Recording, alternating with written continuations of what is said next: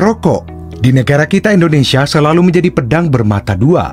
Di satu sisi ia menguntungkan, bahkan bisa dibilang sangat membantu perekonomian negara dan masyarakat. Serta di sisi yang lain, ia menghantui masyarakat dengan segala bahaya yang dibawanya bagi kesehatan.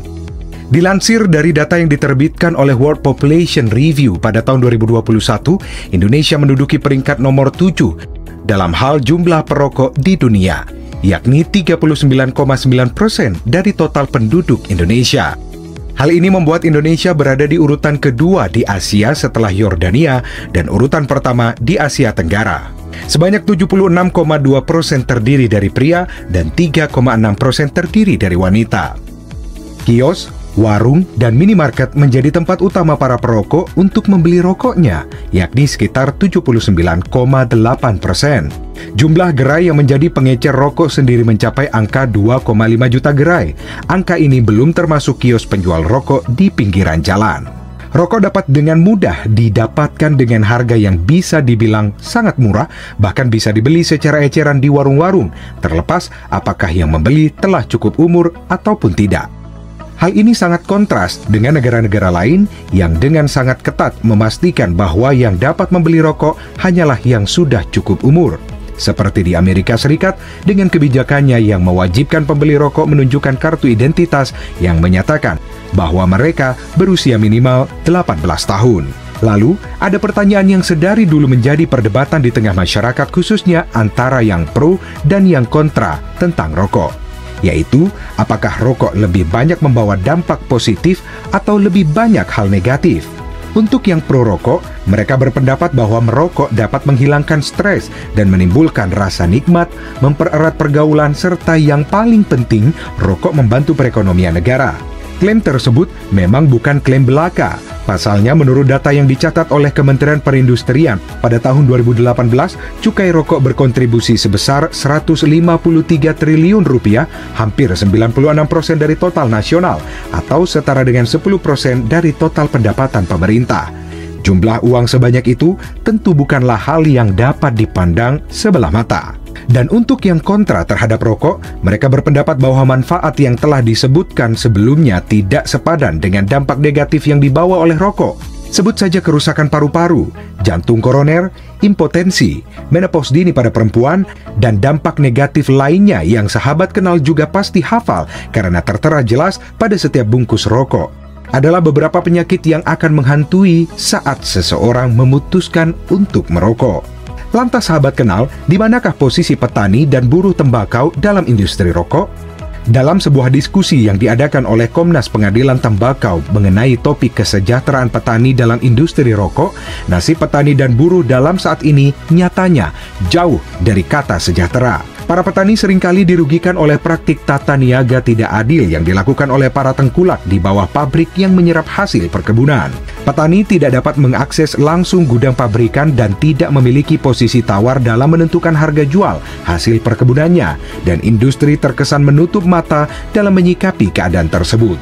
Lebih lanjut, bahkan para petani tidak jarang dijadikan alat politis untuk industri rokok dalam perlawanan menolak kebijakan-kebijakan yang mengatur industri rokok di tanah air.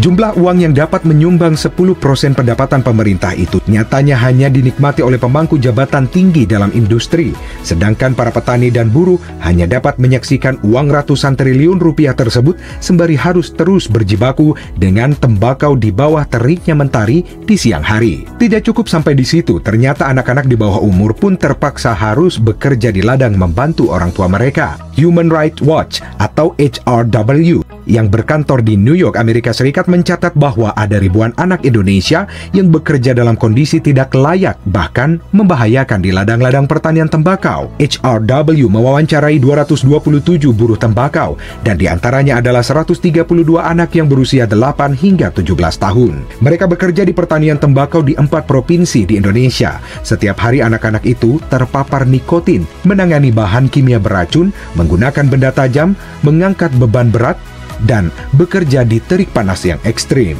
Beberapa tahun yang lalu, seorang anak berusia 2 tahun asal Musi, Banyuasin, Sumatera Selatan menggegerkan media tanah air karena kebiasaannya yang sangat tidak wajar. Ardi Rizal, nama anak tersebut. dikabarkan dapat menghabiskan 40 batang rokok dalam sehari. Perilaku tersebut dikabarkan dipicu oleh ayahnya yang dengan sengaja memberi sang anak rokok. Peneliti menyebutkan bahwa kecenderungan balita merokok dipicu oleh adanya efek dari nikotin dan zat lainnya yang saat dikonsumsi oleh balita akan menimbulkan reaksi cemas, gelisah, dan tidak nyaman sehingga apabila sang anak tidak diberi rokok, ia akan marah, mengamuk, sampai membenturkan kepalanya sendiri. Sahabat kenal, Ardi tidak sendirian. Sekitar 239.000 anak berusia di bawah 10 tahun serta 1,2 juta anak usia 10 hingga 14 tahun mengalami hal yang serupa dengan Ardi.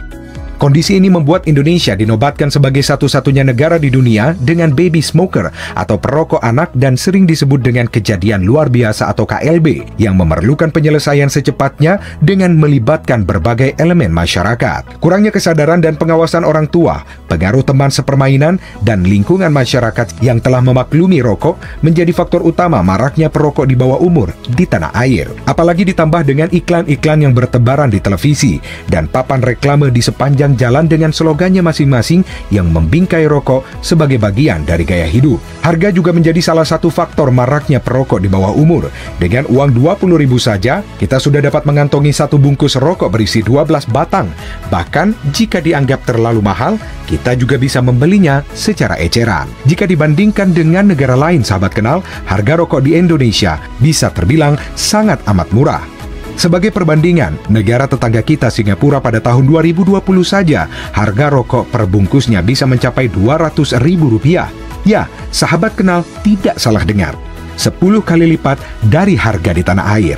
Lalu, di manakah posisi orang tua dalam menangani isu anak-anak yang merokok ini? Pola asuh adalah faktor yang sangat menentukan perilaku seorang anak, termasuk perilaku merokok. Dalam sebuah buletin ilmiah psikologi yang diterbitkan oleh UIN Sultan Qasim Syarif Riau, pola asuh yang paling dominan adalah pola asuh permisif atau tidak peduli, yaitu sebesar 39%.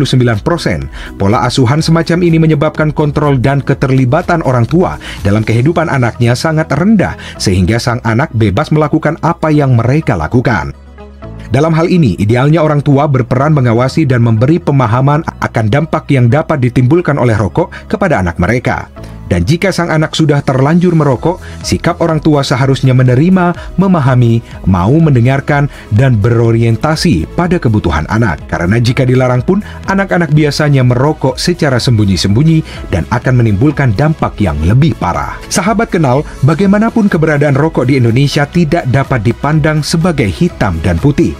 Ia sudah mendarah daging, menyatu, dan tumbuh beriringan dengan budaya masyarakat. Dalam menghadapi isu ini dibutuhkan kerjasama banyak pihak serta solusi yang tidak mudah.